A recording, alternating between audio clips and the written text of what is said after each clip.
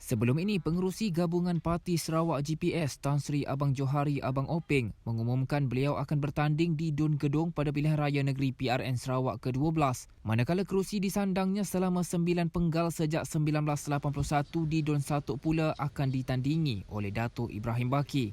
Ini adalah kali pertama Abang Johari bertanding di Dun Gedong selepas berpindah dari Dun 1 yang dimenanginya selama 8 penggal berturut-turut. Penduduk Gedong meletakkan harapan tinggi untuk melihat daerah itu membangun dalam pelbagai aspek seperti yang dinikmati penduduk di kawasan 1. Rata-rata penduduk kampung menyambut baik Ketua Menteri Sarawak itu untuk bertanding di Dewan Undangan Negeri Dun Gedong pada pilihan raya kali ini. Harapan kita Kampung Gedong ni memang besar hatilah.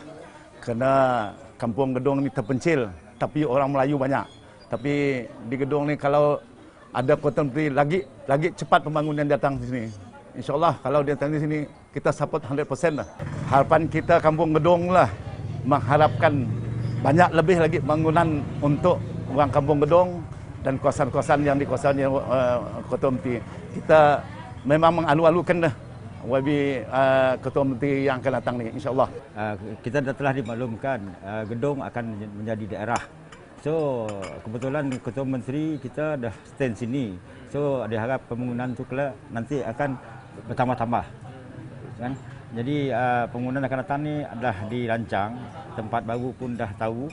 So, diharap benda tu cepatlah dibuatlah.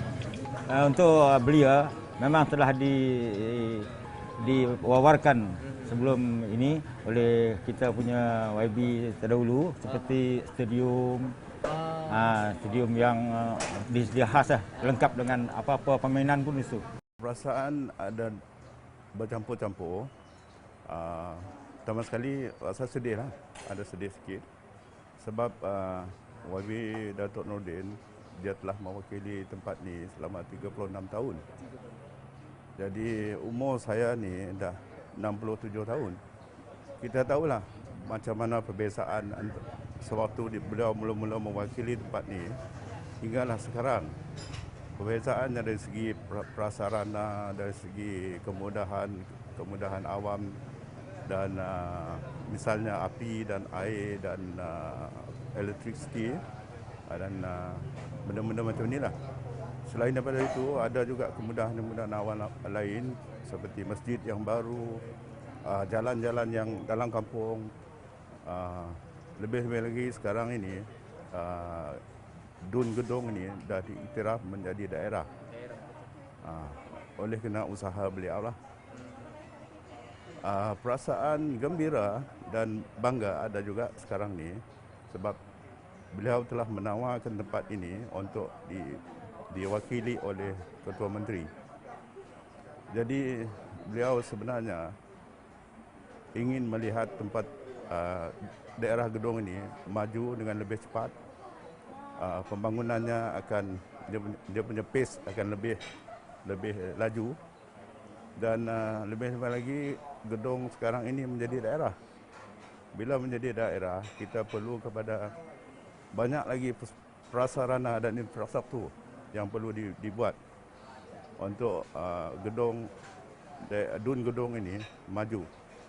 Jadi kita harap dengan adanya Ketua Menteri mewakili kita dalam sebagai adun, sebagai wakil rakyat, kita berharap ingin melihat Gedong sebagai sebuah daerah yang berdaya maju, bukan saja dari segi prasarana tetapi dari segi sosioekonomi,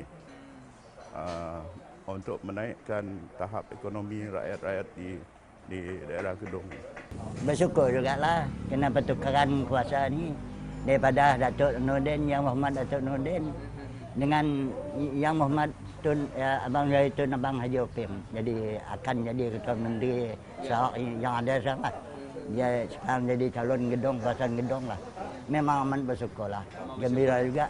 Bukan YB Nordin lemah tak. YB Nordin nak nemtan. Lebih lagi dahsyat juga dia pembangunan dia bagi ni. Tengok ni, kek kanan ni. Hilir Kulu. Termasuk itu sekapak sawit dia. Dapat peluang kerja rakyat. Kalau dulu Arab balap saja, Arab somen. Sekarang macam-macam. Ya, lagi cepat. Lagi itu yang kita rakyat hendaklah. supaya dia pembangunan dia cepat. Projek-projek mega dia harap ada sini. Termasuk dak jembatan, dak apa kan, dak sekolah ke apa kan. Dak education lah maksud dia. Agama mau dikuatkan juga sini. Jadi sungguh besar harapan kami sebagai rakyat Gedong bahawa CM adalah ketua dalam negeri Sarawak. Jadi dia apabila dia stand di sini memang kemudahan, kemajuan akan lebih cepat lagi. Kami mengharapkan contohnya macam sukan-sukan ni. Sedia ada memang dah ada padang, ada semua. Jadi apabila Abang Jo berada di N26, di kawasan kami ini, dia akan lebih menambahkan lagi apa kehendak kami. Contohnya membaik pulihkan, menambah upgradekan lagi padang-padang takraw, padang bola tampar dan juga sukan-sukan yang lainnya ada di sinilah sepertinya futsal dan bola jaring pun ada juga. Jadi dari segi kemajuan lah, kami mengharapkan apabila Abang Jo berada di sini, lebih banyak lagi kemajuan yang dibawa.